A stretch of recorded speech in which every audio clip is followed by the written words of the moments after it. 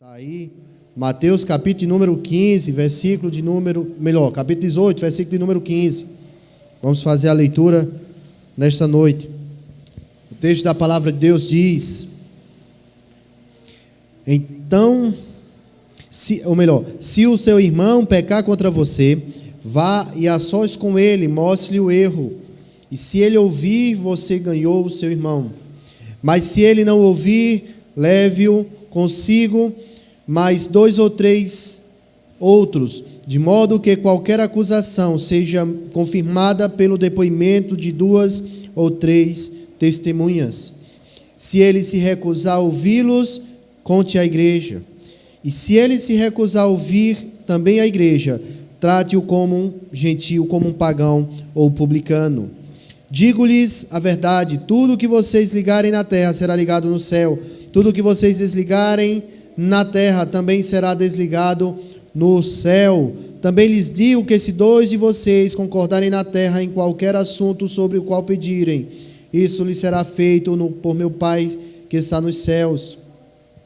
Pois onde estiverem 2 ou mais reunidos, 2 ou 3 reunidos em meu nome, ali estou no meio deles. Então Pedro aproximou-se de Jesus e perguntou: Senhor, quantas vezes deverei perdoar meu irmão quando ele pecar contra mim? Até 7 vezes? Jesus respondeu: eu lhes digo, não até 7, mas até 70 vezes 7. Por isso, o reino dos céus é como um rei que desejava acertar contas com os seus servos. Começou o acerto, foi trazido à sua presença um deles que lhe devia uma enorme quantidade de prata. Ou, em algumas traduções diz 10.000 talentos. Não tinha condições de pagar. O Senhor ordenou que ele, sua mulher e seus filhos, tudo o que ele possuía, fosse vendidos para pagar a dívida. O servo prostrou-se diante dele e lhe implorou: tenha paciência comigo, eu lhe pagarei tudo. O senhor daquele servo teve compaixão dele, cancelou a dívida e o deixou ir. Mas quando aquele servo saiu, encontrou um dos seus conservos que lhe devia 100 denários. Agarrou-o e começou a sufocá-lo, dizendo: pague-me o que me deve. Então o seu conservo caiu de joelho e implorou: tenha paciência comigo, eu lhe pagarei. Mas ele não quis. Antes saiu e mandou lançá-lo na prisão, até que pagasse a dívida. Quando os outros servos, companheiros dele, viram o que haviam acontecido, ficaram muito tristes e foram contar ao seu senhor tudo o que havia acontecido. Então o Senhor chamou o servo aquele servo e disse: servo mau, cancelei toda a sua dívida, porque você me implorou. Você não devia ter misericórdia do seu conservo como eu tive de você? Irado, o seu senhor entregou-os aos torturadores, até que pagasse tudo o que devia. Assim também lhes fará o Pai Celestial, se cada um de vocês não perdoar de coração a seu irmão. Vamos orar? Deus, em nome de Jesus, abre nosso coração para compreender a Tua palavra nesta noite, e abençoa o Teu povo, no nome de Jesus, amém. Queridos, o texto de hoje vai falar sobre restauração, sobre perdão.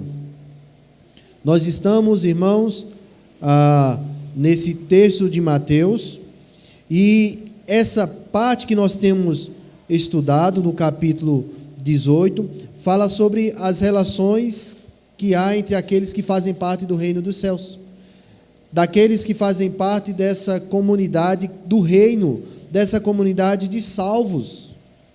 E algumas coisas a gente tem que olhar que o trecho traz para nós, irmãos, como nós devemos caminhar como cristãos, como súditos desse reino, como cidadãos dessa terra, dessa comunidade cristã. Um homem de Deus, um estudioso chamado William Barclay, ele fala que esse texto, esse capítulo pode ser dividido em algumas partes, falando sobre a comunidade cristã. Se você for ver no início, ele fala sobre criança, quem não foi igual a criança não pode entrar no reino dos céus. Fala sobre a humildade que a pessoa pode ter. Mas o texto também fala sobre aqueles que promovem escândalo, fazendo outros pecarem. O texto vem falando sobre a responsabilidade do cristão. O cristão é um homem que sempre tem o fato de que, tem presente na vida dele o fato de que ele é responsável pelo efeito que a sua vida causa nas dos outros, com suas atitudes, com suas decisões, com o seu exemplo. Do versículo 8 até o versículo de número 10, vem falando da renúncia. Se tua mão, se o teu pé tropeçar, corte e jogue fora. O cristão é como um atleta para quem não há treinamento tão duro que não seja possível dele fazer, treinamento severo. No trecho da ovelha perdida, no versículo 10, 11 a 14, que nós vimos no último culto de domingo, vem falando sobre a ovelha perdida, fala da preocupação, do cuidado pessoal que nós devemos ter com cada um desses pequeninos. O texto aqui não está falando de evangelização, como o texto de Lucas fala, está falando do cuidado dentre nós. Dentre nós temos que ir atrás dessa pessoa perdida. Já o texto de hoje, irmãos, a partir do versículo de número 15 até o versículo de número 20, vem falando sobre a disciplina, sobre também a restauração. É necessário guiar e corrigir a pessoa que anda errada. E se for necessário, tem que ser feita a disciplina para que a pessoa volte para o caminho. O versículo 19 e 20 vem falando de comunhão, pessoas juntos orando a Deus. Do versículo de número 21 até o 35, ou 23, na realidade, do 23 ao 35, pode entrar também do 21, fala sobre o perdão, o espírito de perdão que deve ter o cristão, que nós, que somos dessa comunidade de santos, de salvos, comunidade de Deus, devemos também agir assim. Então esse capítulo todo mostra como nós devemos proceder, devemos agir na vida comunitária, na vida cristã. O texto de hoje fala sobre restauração, restaurar o nosso irmão. O texto fala sobre alguns passos que devem ser dados na hora de restaurar o irmão. O texto diz, se o teu irmão, versículo 15, se o teu irmão pecar contra você, a ideia aqui é de um pecado geral, sabe? Não necessariamente só algo que lhe afete, mas um pecado. E está dizendo, se alguém vier a pecar, assim, algum irmão, se alguém que faz parte da comunidade. Irmãos, a ideia aqui é daqueles que estão, fazem parte desse mesmo corpo. Não está falando daquele que está longe, daquele que está fora, daquele que não é crente, daquele que não é cristão. Está falando daquele que faz parte do corpo e vier a pecar. O pecado, irmãos, é algo real, verdadeiro e que acontece na vida do cristão. Nós fomos salvos, lavados pelo sangue de Jesus, nossos pecados foram perdoados, mas nós continuamos a luta contra o pecado. Nós continuamos nessa batalha e algumas pessoas se prostram, não conseguem vencer o pecado, mesmo tendo conhecido a Cristo, mesmo tendo gozado desses prazeres celestes, mesmo sabendo dessas coisas maravilhosas que nós temos experimentado aqui, já mostrando como será maravilhoso o céu. Mesmo experimentando isso, mas pessoas que pecam e que têm dificuldade de se levantar. E a Bíblia mostra essa realidade. O salmista diz, não há homem que não peque, todos pecam, irmãos, todos. Salomão fala isso quando vai inaugurar o templo, ele diz que não há homem que não peque. Queridos, nós pecamos, e nós lutamos diariamente contra o pecado.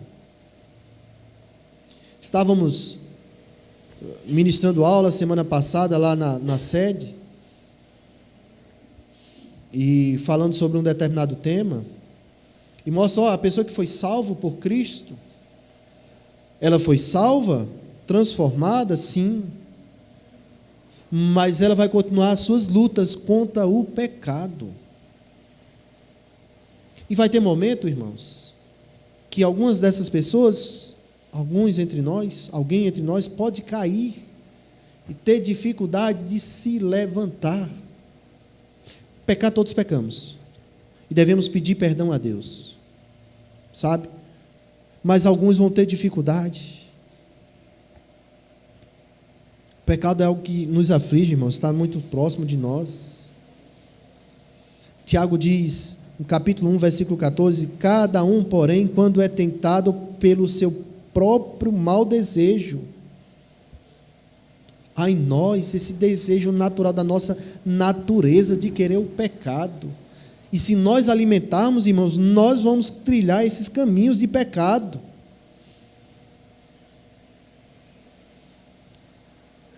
Sendo por esse desejo, sendo arrastado e seduzido, se for alimentando, o pecado vai ganhando forma. Tiago diz, então esse desejo, até então era o desejo, uma vez concebido, dá a luz ao pecado, esse desejo agora fez com que o pecado ocorresse, e o pecado após ser consumado gera morte, gera separação. Queridos, e o pecado não condiz, não combina com a nossa postura, nós que somos crentes salvos no Senhor. Se o teu irmão pecar contra você, o pecado é uma realidade, acontece. Mas o texto diz, se esse irmão pecar contra você, qual é a atitude que nós, como povo de Deus, devemos tomar? É interessante, irmãos, que o texto não apresenta para nós a liderança ou o pastor, aquele que está à frente, mas ela traz uma responsabilidade de cada um de nós. Ao vermos um irmão que caiu em pecado, nós tomarmos uma atitude de ir lá e restaurar o irmão. O texto diz que nesse primeiro momento, quando alguém cai em pecado, deve haver um confronto, uma confrontação pessoal, onde aquele que viu que aquela pessoa caiu, vai conversar com essa pessoa. O texto diz, se teu irmão caiu em pecado, ou se teu irmão pecar contra você, vá a sós com ele e mostre-lhe o erro. Nós somos chamados, irmãos, a conversar, a exortar, a encaminhar as pessoas no caminho do Senhor, a apresentá-lo que ele errou no seu caminho, pecando contra Deus, para restaurar. E o texto diz, se ele ouvir, você ganhou o seu irmão. Sabe qual é o objetivo? Não é apontar o dedo, não é mostrar o erro, não é ganhar a discussão, é ganhar o irmão, é mostrar que aquele caminho não é o caminho para a santidade, não é o caminho que faz com que trilhemos para cada vez mais estar próximo de Deus, não é. Esse não é o caminho apontado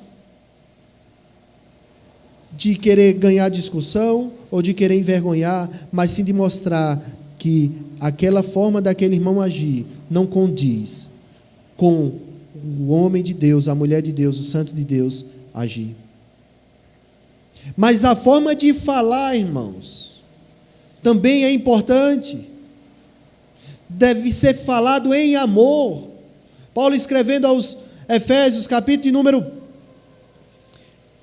4, versículo 15, diz, antes, seguindo a verdade em amor, cresçamos em tudo naquele que é o cabeça, que é a cabeça, que é Cristo, seguindo a verdade em amor. É apresentar os fatos com amor por aquela vida, e não como uma acusação. Já basta o diabo para nos acusar, irmãos. É confrontar com amor, tendo cuidado daquela ovelha perdida, que se desgarrou pelo caminho. Outro homem de Deus, estudo de hoje da palavra, chamado Warren Webster, ele diz que dizer as verdades, sabe? Essa verdade sem amor é brutalidade. Por outro lado, falar em amor sem dizer a verdade é mentira, é hipocrisia. Deve-se falar a verdade em amor. Provérbios diz, leais são as feridas feitas pelo que ama, porém os beijos de quem odeia são enganosos. Leais são as feridas feitas por quem ama. Então é chegar para o irmão que pecou e diante de Deus, diante da palavra, mostrar que aquele caminho não é o caminho da santidade, não é o caminho que conduz a pessoa a Deus, não é o caminho que devemos trilhar. Esse é o nosso papel, irmãos.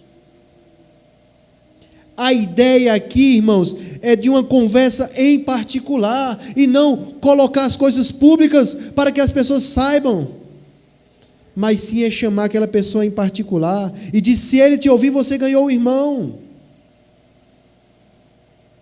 Mas e se essa pessoa não te ouvir? E se essa pessoa não ouvir?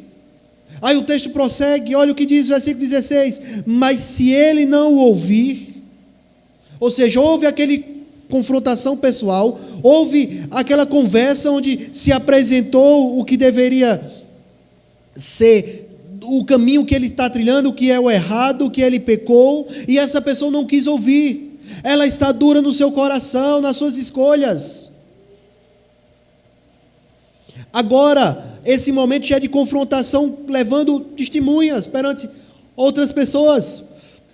O texto diz: se ele não te ouvir, leve consigo mais um ou dois outros, de modo que qualquer acusação seja confirmada pelo depoimento de 2 ou 3 testemunhas. O texto que Jesus usa é baseado lá no que está dizendo lá no livro de Deuteronômio, capítulo de número 15, 19, versículo 15, onde qualquer acusação que se levantasse contra uma pessoa não podia ser de uma só. Não era uma pessoa, não era a palavra de um contra do outro, tinha que ter testemunhas. Pelo menos 2 testemunhas. O texto lá de Deuteronômio diz: uma só testemunha não é suficiente para condenar alguém de algum crime ou delito. Qualquer acusação precisa ser confirmada pelo depoimento de 2 ou 3 testemunhas. É esse princípio que Jesus está trazendo aqui para a igreja.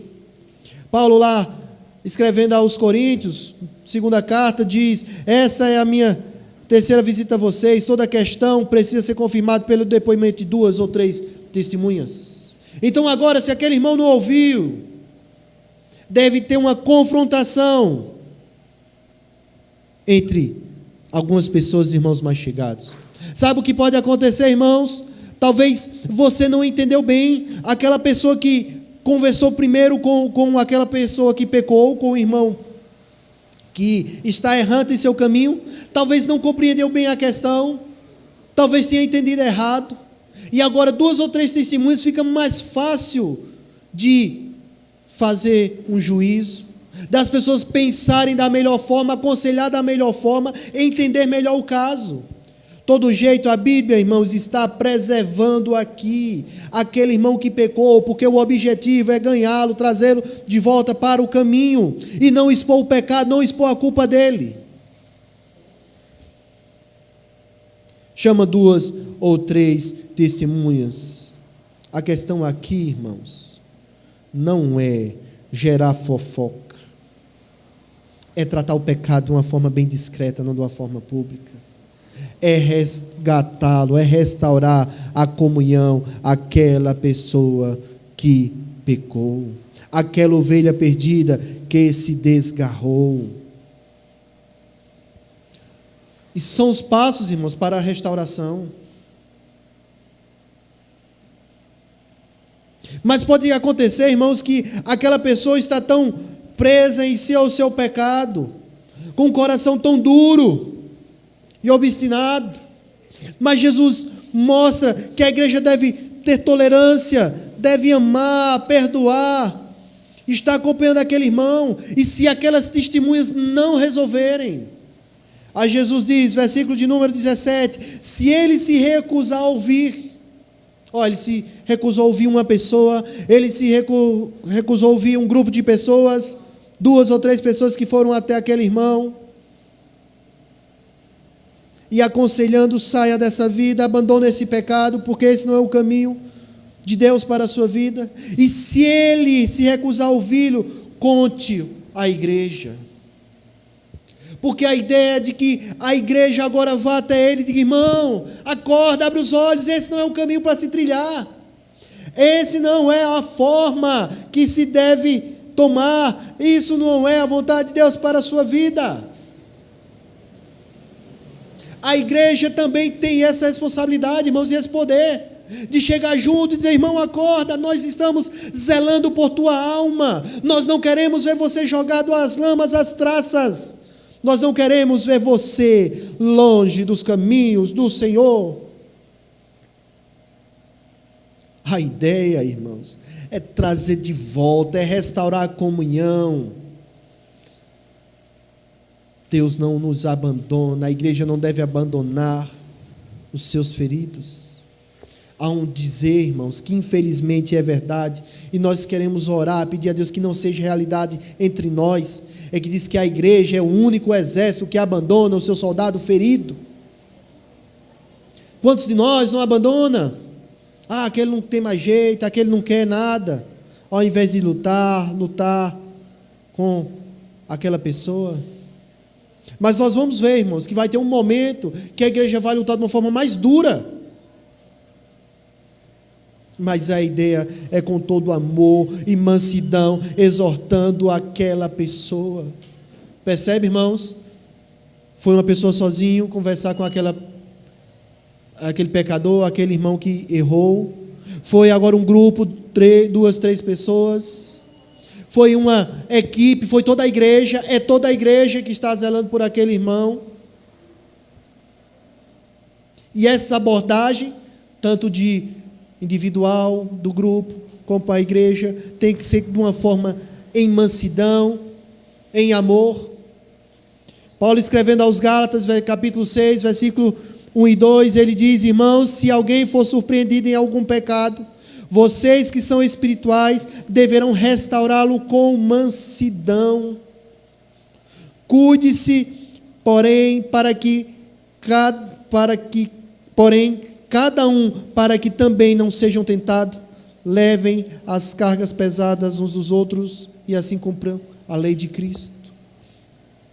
Alguém sendo surpreendido em pecado, deverão restaurá-lo com mansidão, e atentando cada um para si mesmo, porque também é pecador. Essa palavra aqui, irmãos, restaurá-lo ou corrigir, dependendo da tradução, ela traz a ideia da palavra original de uma ação médica. Quando um osso é quebrado, é fraturado, para ele ser reparado, esse osso. Um procedimento que vai exigir paciência e muito cuidado. Essa é a ideia de restaurar, de reparar um irmão que caiu em pecado. Paulo fala na carta aos Coríntios, primeira carta, capítulo 5, versos 1 e 2: por toda parte se ouve que há imoralidade entre vocês,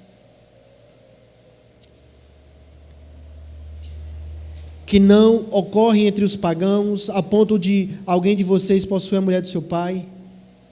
E ele vai dizer como deve proceder, aquilo que nós vamos ver que Jesus mandou fazer. Queridos, a mansidão deve ser a nossa forma de tratar. Mas aí, o irmão foi exortado por uma pessoa, por um grupo de pessoas. A igreja está chamando ele e está dizendo: meu filho, acorde. Você quer esse caminho? Diz o texto da palavra de Deus: se ele se recusar a ouvir-os, conte à igreja. E se ele recusar ouvir também a igreja, trate-o como pagão ou publicano. Irmãos, é uma figura aqui que a Bíblia traz para nós, que parece ser dura, mas é em amor. Se a pessoa não quis ouvir alguém que foi exortá-lo do seu caminho tortuoso, se não quis ouvir quando um grupo de pessoas foi até ele, 2 ou 3, se a igreja exortou aquela pessoa e não quiser ouvir, ele deve ser excluído do meio do povo de Deus. Ele não quer conserto. E a forma de demonstrar amor é tratando de forma dura, excluindo eles. Irmãos, às vezes a gente tem essa ideia de que a igreja tem que aceitar todos, tem que aceitar todinho do jeito que é. A Bíblia chama-nos a viver em santidade e traz uma responsabilidade sobre nós, de cobrarmos uns dos outros para andarmos nos caminhos do Senhor. Lembra o texto que eu li de Paulo, dizendo que entre aqueles irmãos da igreja lá de Coríntios, havia alguém que estava praticando imoralidade que nem entre os pagãos tinha, a ponto de possuir a mulher de seu pai. Não sabemos se o pai era vivo, mas alguém estava tendo relações com a madrasta. Paulo diz no versículo 2: e vocês estão orgulhosos, não deviam, porém, estar cheios de tristeza e expulsar da comunhão aquele que fez isso? Aquele que anda em pecado, irmãos, trazendo escândalo e não quer se corrigir. A figura aqui é de alguém que é impenitente, que não quer corrigir a sua conduta. Foi exortado por uma pessoa, foi exortado por um grupo de pessoas, foi exortado pela igreja e não quer. Ele deve ser excluído, tratado como um pagão, como um publicano. Irmãos, os pagãos, os gentios não eram bem-vindos entre os judeus. Os publicanos não tinham assento, não tinham acesso à sinagoga. Eles não gostavam dos publicanos. Eram totalmente rejeitados. Aquele que anda em falta deve ser corrigido. Se ele não quiser, não aceitar a correção, então deve ser tratado não mais como um irmão. E duro. Mas ele decidiu, depois de ser exortado, não querer andar nos caminhos do Senhor. Ele não deve ser tratado como um irmão,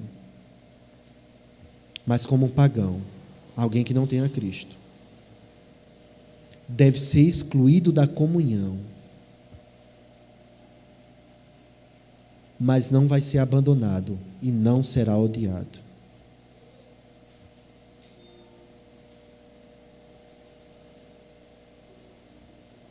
Queridos,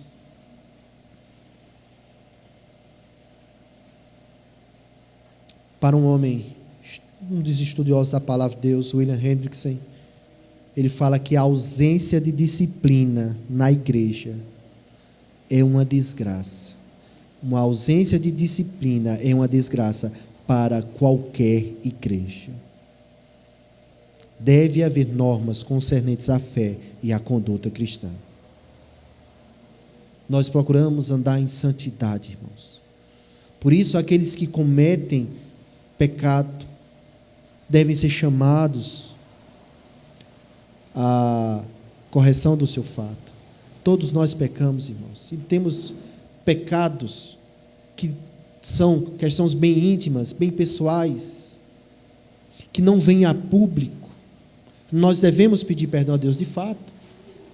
Mas existem outros pecados que não são piores. Pecado é pecado, mas alguns que as consequências são muito maiores, porque são expostos, faz com que pessoas abalem a sua fé. E a Bíblia quer nos preservar, irmãos, do mundo de viver como o mundo vive. O escritor da carta aos Hebreus, no capítulo 12, versículo 5 a 10, ele diz: vocês se esqueceram da palavra de ânimo que eles dirigem como filhos.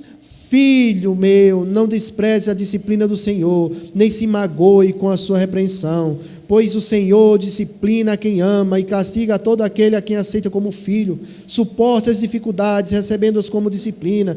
Deus os trata como filhos, pois qual filho que não é disciplinado por seu pai? Vocês não são disciplinados. Se vocês não são disciplinados e a disciplina é para os filhos, então vocês não são filhos legítimos, mas sim ilegítimos. Irmãos, nós disciplinamos os nossos filhos. Se os filhos dos outros não tomam a atitude que deveriam tomar, mas o nosso, nós disciplinamos. Nós não disciplinamos os outros, mas aqueles que nós queremos educar, o nosso, a gente diz como deve ser a conduta dele. Deus faz isso, e se ele não está fazendo é porque não é filho dele. A disciplina faz parte, queridos. Além disso, tínhamos pais humanos que nos disciplinavam e nós os respeitávamos. Quanto mais devemos submeter ao Pai dos Espíritos para que assim vivemos.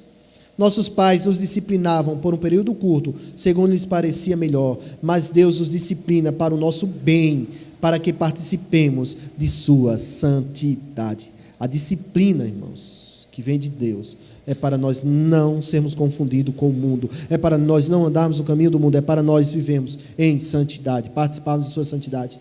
Então, quando a igreja, usada por Deus, comunidade do reino, embaixada de Deus aqui na terra, está disciplinando, ela está mostrando a santidade de Deus e que o homem e a mulher não devem andar como o mundo anda.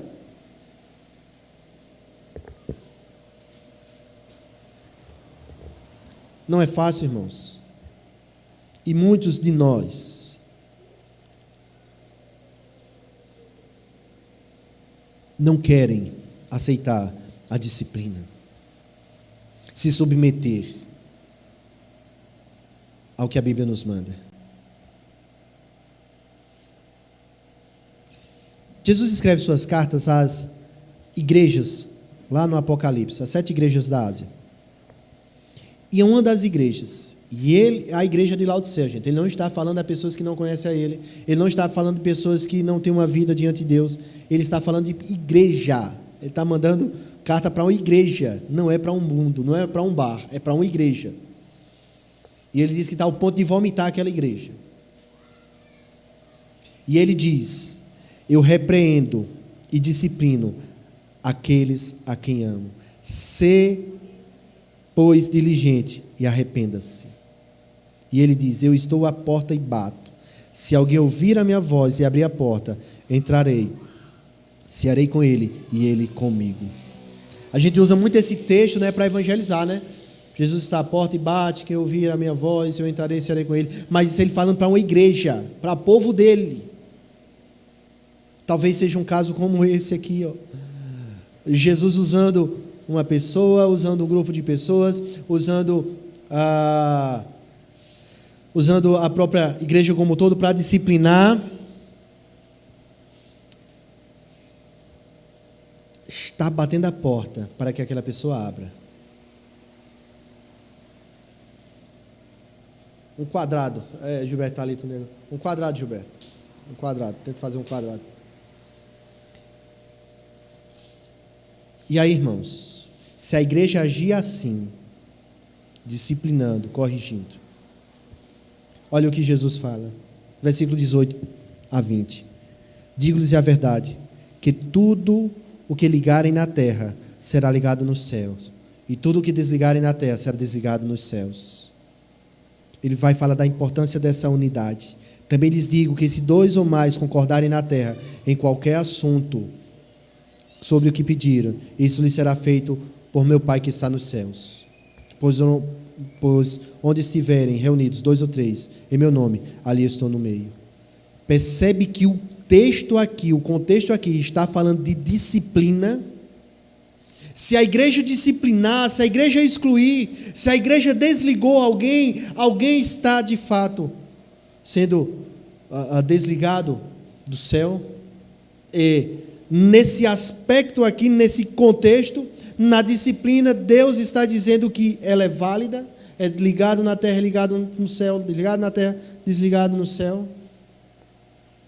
A igreja como embaixada de Cristo aqui na terra. Onde 2 ou mais concordarem. O texto traz a ideia de união. A gente usa muito dessa questão de oração, onde 2 ou mais pedirem, mas a ideia aqui é na disciplina. Da igreja que foi convocada e aquela pessoa não quis ouvir. O chamado à restauração. E a igreja junto está concordando com algo, desligando ou restaurando. E diz mais: onde estiverem 2 ou mais reunidos em meu nome. Lembra das testemunhas que nós falamos? A ideia aqui do meu nome está falando sobre quando o interesse é das coisas de Cristo, quando está falando aqui na causa de Cristo, ele está nessa decisão da igreja. A disciplina é algo sério e algo necessário para a igreja. Qual é a ideia?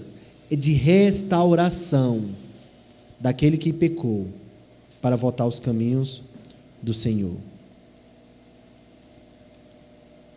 Mas aí, irmãos, nós vimos que deve ser restaurado aquela pessoa que pecou. Pedro traz uma questão. Versículo 21. Então Pedro se aproximou de Jesus e perguntou: Senhor, quantas vezes deverei perdoar a meu irmão que pecar contra mim? Até 7. Então aconteceu a restauração, a igreja teve como fazer, agiu. E como é que vai ser a nossa atitude agora? Para aquele que pecou contra nós, pecou novamente.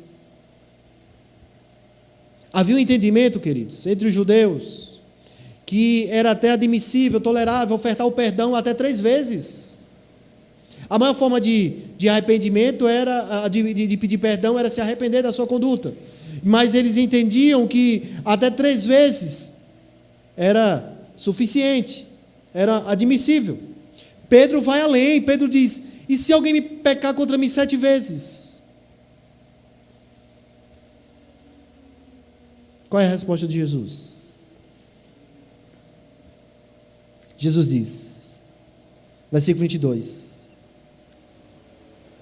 eu lhes digo, não até 7, mas até 70 vezes 7. A gente está falando da restauração e do perdão. A pessoa pecou e está voltando a pecar. E até quando nós iremos tolerar? Nós iremos ter capacidade de perdoar?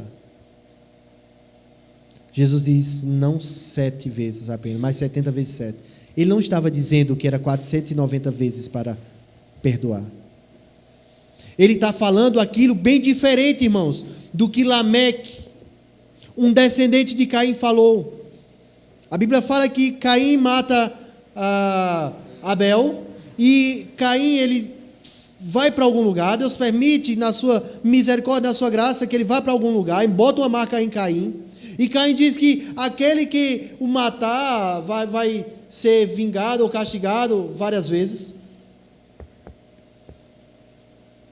Ou melhor, ele foge com medo do castigo, mas aí vem um descendente de Caim chamado Lameque, e a Bíblia diz lá em Gênesis 4, versículo 27, 23 e 24, diz, disse Lameque às suas mulheres, Ada e Zilá, ouçam, mulheres de Lameque. A gente já começa a ver, e talvez isso aqui é um dos primeiros trechos e textos da Bíblia, onde nós vemos o cabajá com mais de uma mulher. Aí nós vemos já o pecado da poligamia aqui, ó, muitas esposas. E aí ele diz, escutem minhas palavras, eu matei um homem porque me feriu, e um menino porque me machucou. Caim matou o seu irmão, agora um descendente de Caim mata 2 homens, um porque um feriu e outro porque o machucou. Uma das traduções diz porque ele levou um pisão, coisa mais ou menos assim. Ele diz, eu falei que foi Caim, né? Mas Lameque diz, se Caim é vingado 7 vezes, Lameque será 77. Essa ideia de vingança de Lameque, parece que Jesus vai lá na frente e diz, não é essa de Lameque não ser vingado, vai perdoar 70 vezes 7. Está usando esse texto. E qual é a ideia, irmãos, que Jesus quer dizer? Jesus quer dizer que nós devemos perdoar 490 vezes? Não. Ele está mostrando que o amor não guarda rancor. É capaz de perdoar. Nós já citamos aqui um homem chamado Warren, um teólogo, um estudante da Palavra de Deus, um estudioso da Palavra de Deus. Ele diz, quando tivermos perdoado um irmão tantas vezes, 70 vezes 7, 490, se a gente conseguir perdoar tantas vezes alguém que pecou contra nós, teremos criado um hábito de perdoar. É isso que Jesus está tratando, de a gente criar esse hábito de perdoar. E Jesus conta uma parábola. Olha, nós vimos alguém ser restaurado, mas nós como é que devemos estender a mão e perdoar? Mas por que devemos agir assim? Perdoando e restaurando. Por quê? Jesus contou uma história, contou uma parábola. Olha o que é que diz. Versículo 23. Por isso, o reino dos céus é como um rei que desejava acertar contas com os seus servos.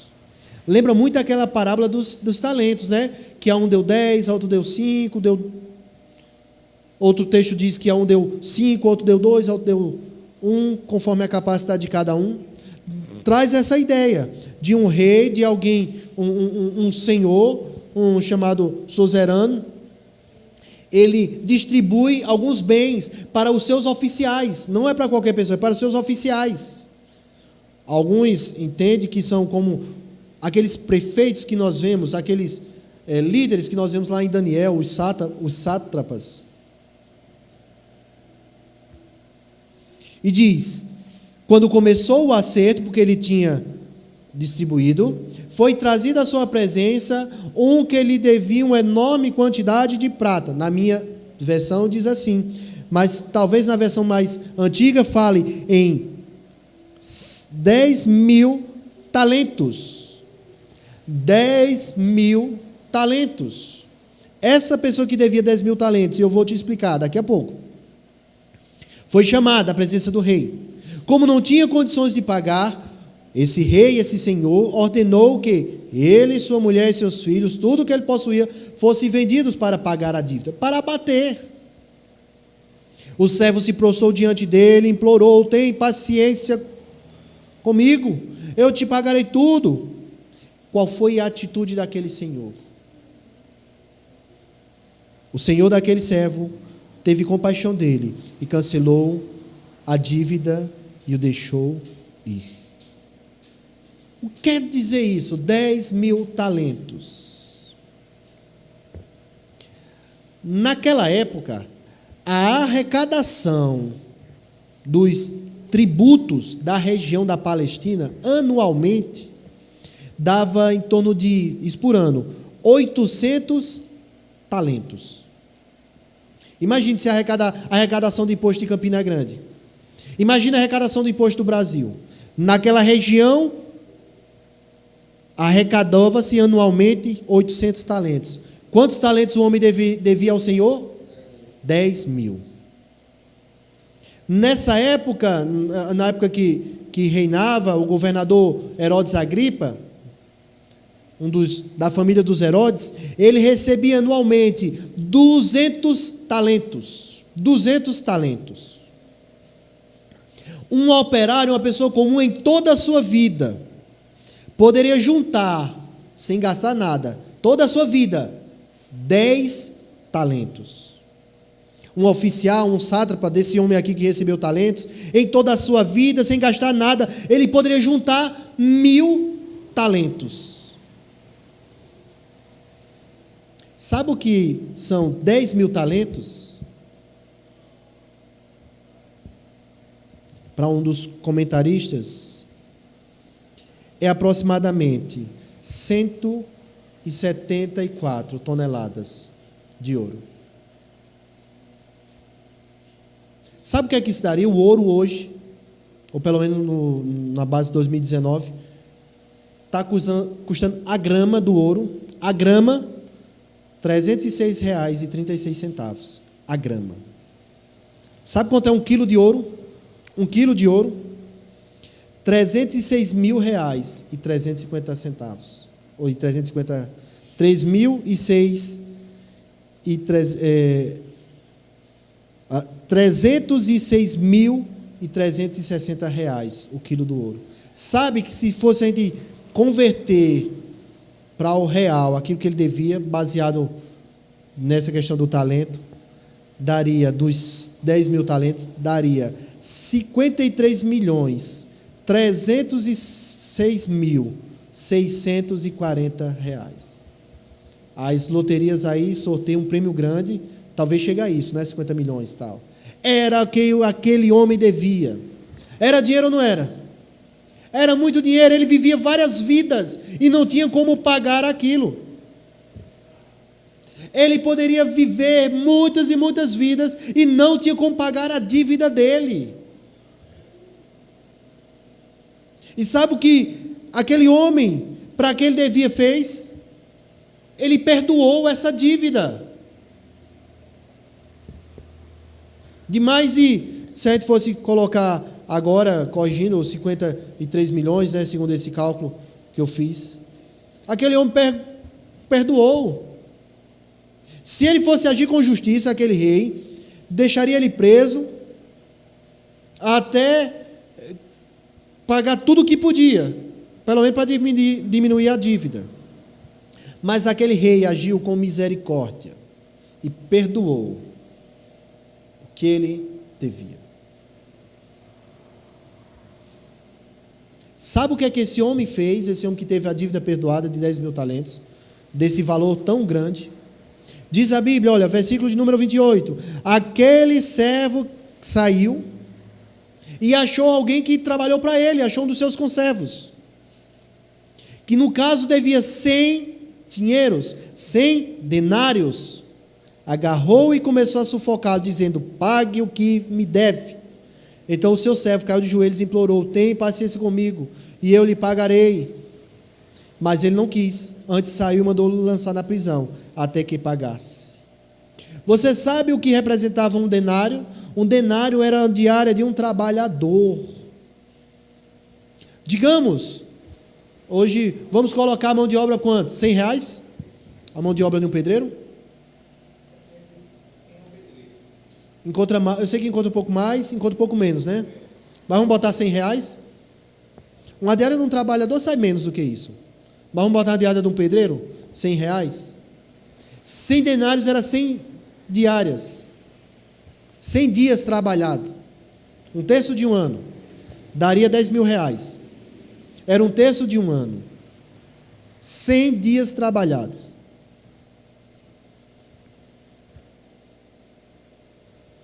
Aquele homem que devia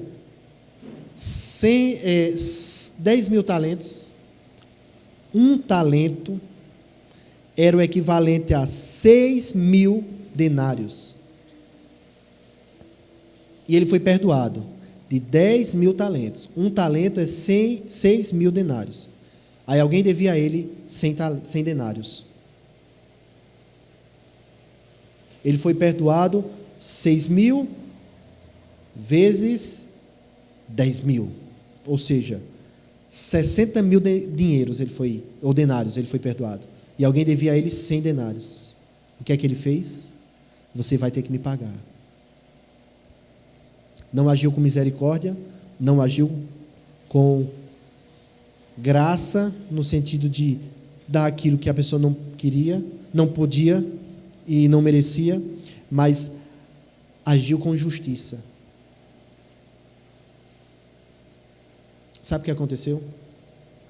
Aquele Senhor que foi generoso, bondoso, misericordioso, gracioso com ele, soube da história. Versículo 31. Quando os outros servos, companheiro daquele que foi preso, viram o que tinha acontecido, ficaram muito tristes e foram contar ao Senhor tudo o que havia acontecido. Então chamou o servo e disse, olha o que o Senhor falou para o servo: servo mau, cancelei a sua dívida porque você me implorou. O Senhor, aquele grande patrão, ele cancelou uma dívida de 10 mil talentos. A gente vê aqui, vamos usar 50 milhões de reais. E diz, você não deveria ter misericórdia do seu conservo, que eu tive de você? Não era para você perdoar a dívida de 100 denários, já que eu perdoei a sua dívida impagável? Irado, o seu senhor entregou aos torturadores, até que pagasse tudo o que devia, ou seja, ele não sairia mais da prisão. Jesus conclui, assim também lhes fará o Pai Celestial, se cada um de vocês não perdoar de coração a seu irmão. Sabe o que Jesus diz, irmãos? Que Deus, em Cristo, nele, nos perdoou multidões de pecados.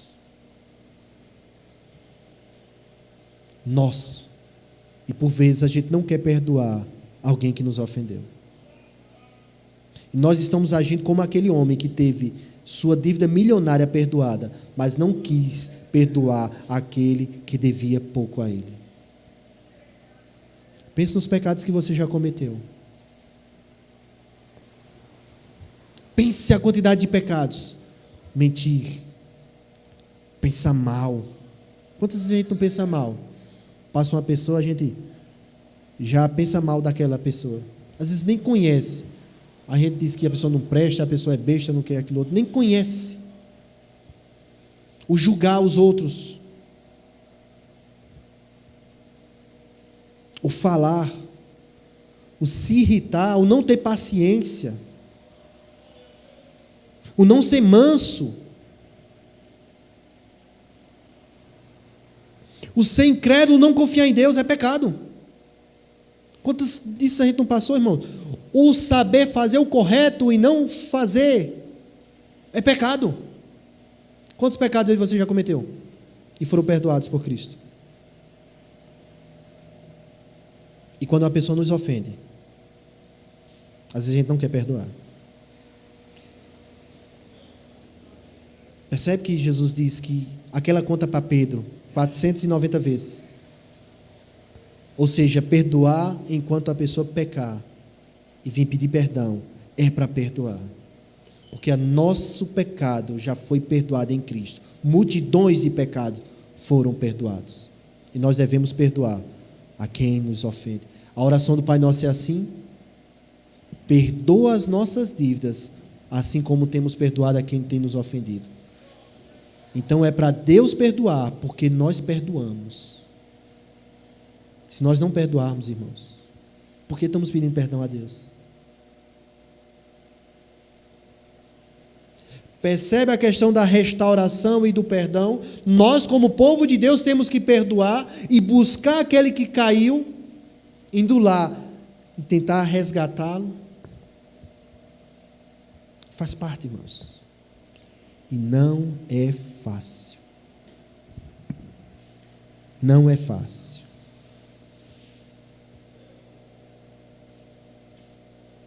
Mas os Colossenses, Paulo escreveu aos Colossenses, capítulo 3 e 3 diz: suportem uns aos outros e perdoem as queixas que tiverem uns contra os outros.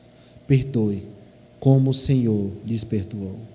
Não é fácil, mas somos chamados a fazer isso. Perdoem as queixas que tiverem uns contra os outros. Perdoem como Cristo lhes perdoou. Sabe quem é nosso alvo, nosso exemplo? É Jesus, não é Oséias.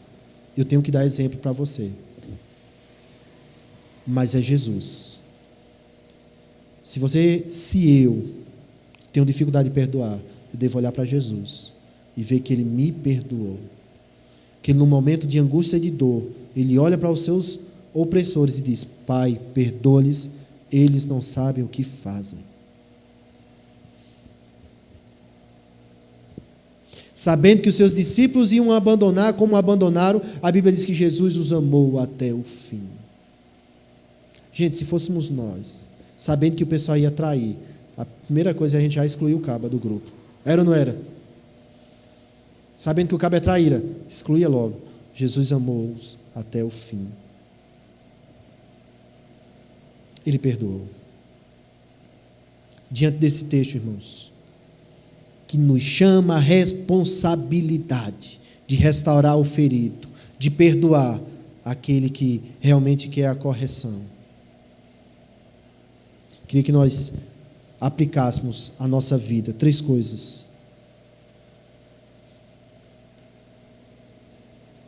Não se esqueça que todos pecamos e qualquer um de nós pode ser apanhado em um pecado.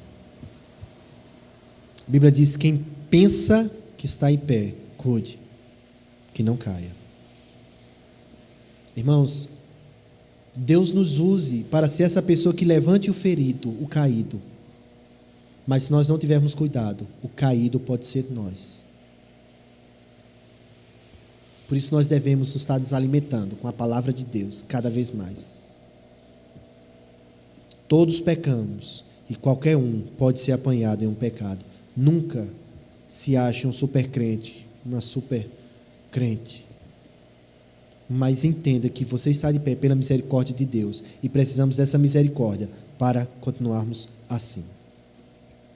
Mas o segundo ponto é que a restauração e a correção são necessárias, mesmo que seja doloroso, pois o objetivo não é punir, não é envergonhar, é viver em santidade.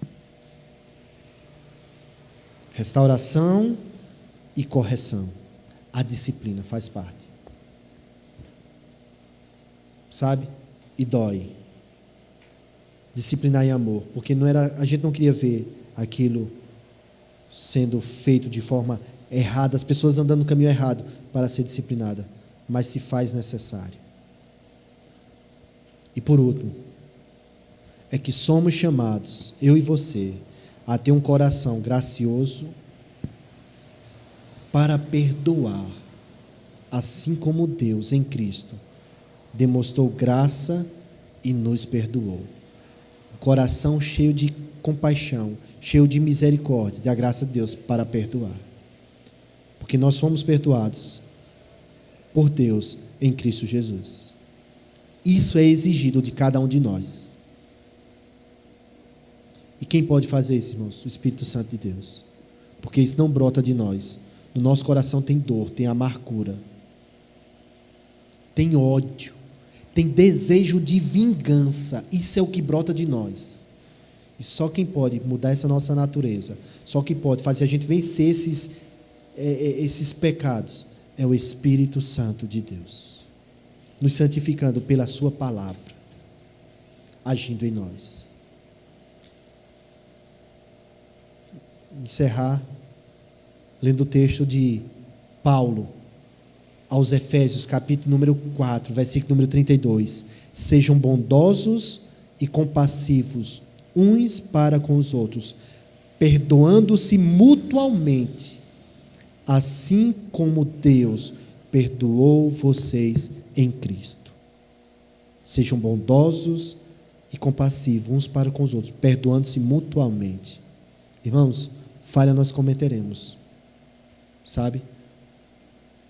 Um contra o outro, mas devemos ter um coração perdoador, como Deus nos perdoou em Cristo Jesus.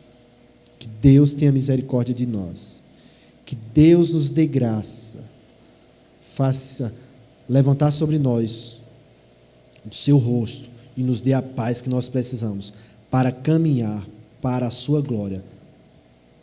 Vamos ficar de pé e vamos orar.